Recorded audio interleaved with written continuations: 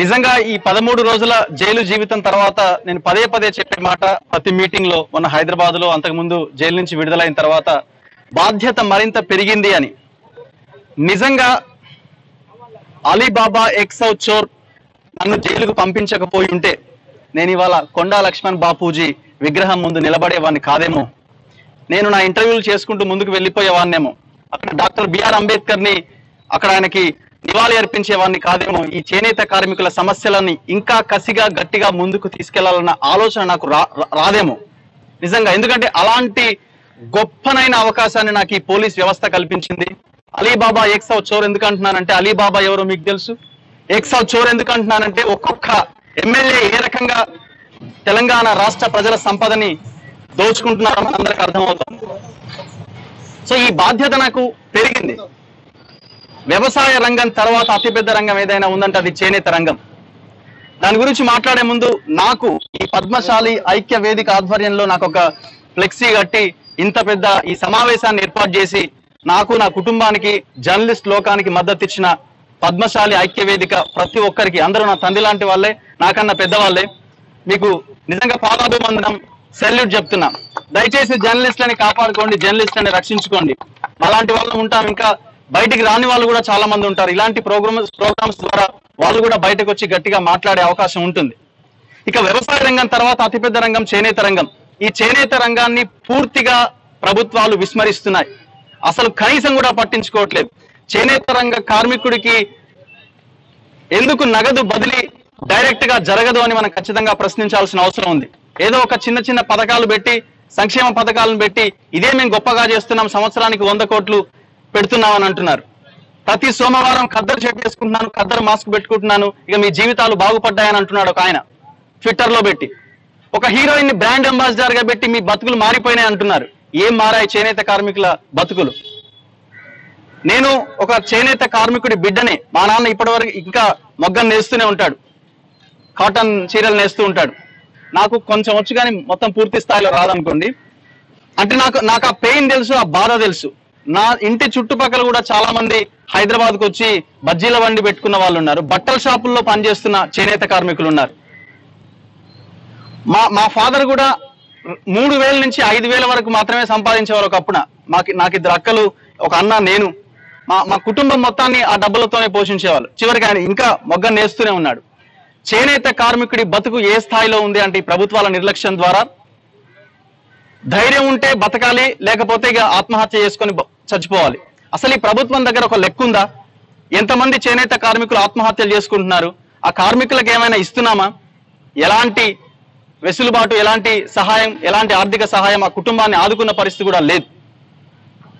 అందుకే నేను ఈ చేనేత కార్మికులకి, చేనేత రంగానికి నేను ఇస్తున్న హామీ, నా పరిధి మేరకి నేను ఒక జర్నలిస్ట్ గా నా ప్రాణం ఉన్నంత వరకు చేనేత రంగ సమస్యల మీద ఇక మీదట చాలా కసిగా గట్టిగా దృష్టి పెట్టబోతున్నా.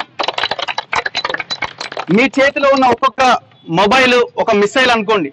సోషల్ మీడియా ఉంది.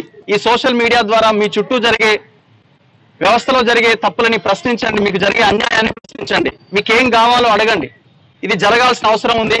ఈ ఐక్య వేదిక కేవలం ఇలాంటి మీటింగ్లకే పరిమితం కాకుండా ఇంకా ముందుకెళ్లాల్సిన అవసరం ఉంది. సోషల్ మీడియాని అద్భుతంగా ఎట్లా వాడుకోవచ్చు అన్నది కూడా మనం దీని మీద స్టడీ చేయొచ్చు.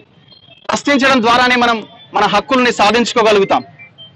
ఈ కరోనా పాండమిక్ సమయంలో కూడా ఎంతో మంది చేనేత కుటుంబాలు పూర్తిగా సిద్ధమైపోయాయి. అసలు కనీసం 1 లక్ష రూపాయలు పెట్టి ప్రైవేట్ హాస్పిటల్కి వెళ్లే పరిస్థితి చేనేత కుటుంబాలకి లేదు. 1 లక్ష రూపాయలు కూడా ఖర్చు పెట్టలేదు. ఆరోగ్యశ్రీ అమలు కావట్లేదు. ఇలాంటి పరిస్థితుల్లో నేత కార్మికులు ఎంతో మంది ఆత్మహత్యలు చేసుకున్నారు. అదే సమయంలో హ్యాండ్లూమ్ పేరుతో జరిగే దందా బయట ఏ స్థాయిలో ఉంది? హ్యాండ్లూమ్ పేరుతో మనం పవర్లూమ్ మీద బట్టలు నేయిస్తున్నాం, దాన్ని హ్యాండ్లూమ్ గా చలామణి చేయిస్తున్నాం. అదొక ఇంకొక పెద్ద భయంకరమైన దందా. అది కూడా కార్పొరేట్ దందా. ఈ కార్పొరేట్ మాఫియాను కూడా మనం అరికట్టాల్సిన అవసరం ఉంది. సో నేను ఇక్కడికి రావడానికి ప్రధానమైన కారణం ఈ పేరులోనే ఉంది, భూదాన్ పోచంపల్లి. అంటే జైలుకు వెళ్ళడానికి కారణం ఆ భూమి నన్ను జైలుకు పంపించింది. కార్పొరేట్ మాఫియాని, ప్రైవేట్ ఆసుపత్రులు ఆగడాలని, వాళ్ళ భాగోతాలని బయట పెట్టినందుకు నన్ను 13 రోజుల పాటు జైల్లో పెట్టారు. కానీ ఆ జైలు జీవితం నాకు ఇంత పెద్ద బాధ్యతని నా తల మీద పెట్టింది. గొంతులో చివరి శ్వాస ఉన్నంత వరకు ఈ పోరాటం ఎట్టి పరిస్థితుల్లో ఆపనని నేను తెలంగాణ రాష్ట్ర ప్రజలకి హామీ ఇస్తున్నా.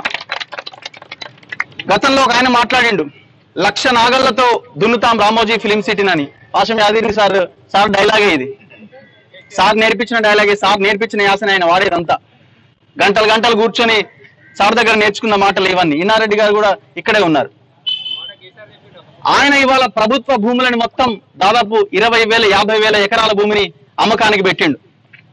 ప్రైవేటు ప్రభుత్వ భూములని ఆక్రమించుకున్నోడిని 1,00,000 నాగళ్లతో దున్నుతా అన్న ఆయన ఇవాళ ప్రభుత్వ భూమిని అఫీషియల్ గా బహిరంగంగా అమ్మకానికి పెడుతున్న పరిస్థితి ఉంది. ఇంకొక వైపు మనం ధనిక రాష్ట్రం అంటున్నాం. ఈ ధనిక రాష్ట్రంలో ఎందుకు ఒక నేత కార్మికుడి జీవితం బాగుపడలేదు ఒక్కసారి ఆలోచించండి ప్రజలుగా మనం. చాలా మంది అంటుంటారు ఎలక్షన్ల టైంలో డబ్బులు తీసుకుంటారు జనందే తప్పుంది అని అంటారు. దానికి నేను ఎట్టి పరిస్థితుల్లో ఏకీభవించాను.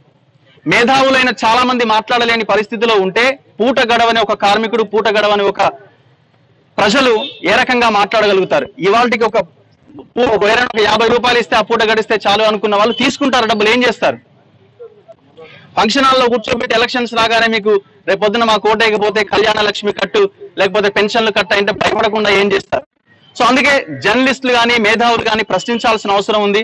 ఈ భూదాన్ పోచంపల్లిలో కూడా చాలా మంది మేధావులు ఉన్నారు, మీలాంటి వాళ్ళు చాలా మంది ఉన్నారు. క్వశ్చన్ చేయాలి, ప్రశ్నించాలి. సోషల్ మీడియాని వేదిక చేసుకోండి. మెయిన్ స్ట్రీమ్ మీడియా దాదాపుగా చచ్చిపోయినంత పని అయింది.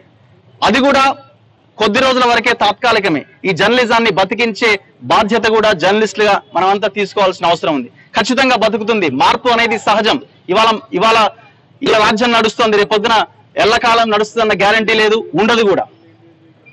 సో ఈ పరిస్థితి నుంచి మనం బయటపడాల్సిన అవసరం ఉంది.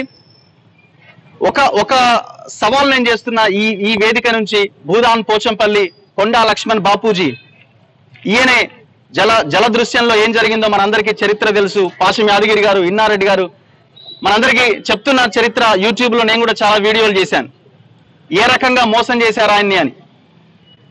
ఇక్కడి నుంచి నేను చెప్పేది ఒకటే, హైదరాబాద్ చుట్టుపక్కల, భూదాన్ పోచంపల్లి కూడా హైదరాబాద్ చుట్టుపక్కల ఉన్న ప్రాంతమే. హైదరాబాద్ చుట్టుపక్కల దొరల చేతిలో 1,00,000 ఎకరాల భూమి ఉంది. 1,00,000 ఎకరాల భూమి. ఈ 1,00,000 ఎకరాల భూమిని దళిత, గిరిజన, బీసీ బిడ్డలకి పంచిపెట్టాలి. అది పంచి పెట్టే వరకు మనం ఈ ఉద్యమాన్ని విశ్రమించేది లేదు. ఇక్కడ నుంచి చెప్తున్న 10 జిల్లాలు ఉన్నాయి, ఉమ్మడి జిల్లాలు. భూదాన్ పోచంపల్లి నుంచి స్టార్ట్ చేసి ఉమ్మడి 10 జిల్లాల్లో జర్నలిస్టులతో, ప్రజా సంఘాల నాయకులతో ఒక సమావేశాన్ని ఏర్పాటు చేయబోతున్నాం. ఖచ్చితంగా ఇది జరిగి తీరాలి. చర్చ లేపాలి. ఈ చర్చ బలంగా ప్రజల్లోకి తీసుకెళ్తే ప్రజలు కూడా ఇంకా చైతన్యవంతులయ్యే అవకాశం ఉంటుంది. సో నేను ఇక్కడికి వచ్చింది చేనేత ఐక్యవేదిక, పద్మశాలి ఐక్యవేదిక ఆహ్వానం మేరకు వచ్చాను. సో మీ సమస్యల్ని ప్రధానంగా ప్రస్తావించాలి కాబట్టి దయచేసి నన్ను కూడా మీలో ఒక భాగం చేసుకోండి, కోఆర్డినేట్ చేసుకుందాం. ఖచ్చితంగా ప్రభుత్వాన్ని ప్రశ్నించడానికి ఏ అవకాశాలు ఉన్నాయో, ఏ మార్గాలు ఉన్నాయో సీనియర్ జర్నలిస్టులు ఉన్నారు ఇక్కడ, పాషం యాదగిరి సార్ కానీ మిగతా వాళ్ళు, వాళ్ళ సహకారంతో ఇంకా ఎలా ముందుకెళ్లాలో ఒక కార్యాచరణ రూపొందిద్దాం. ధన్యవాదాలు అందరికీ. హాయ్ ఫ్రెండ్స్, మా టుడే టుమారో యూట్యూబ్ ఛానల్ చూస్తున్నందుకు చాలా థ్యాంక్స్. మరిన్ని లేటెస్ట్ వీడియోస్ కోసం వెంటనే సబ్స్క్రైబ్ చేయండి. అలాగే ఈ బెల్ ని కూడా రింగ్ చేసేయండి. మా నోటిఫికేషన్స్ అన్ని మీ మొబైల్లో వస్తాయి. అలాగే మా వీడియోస్ మీకు నచ్చితే లైక్ చేయండి, షేర్ చేయండి, నచ్చకపోతే కామెంట్ చేయండి.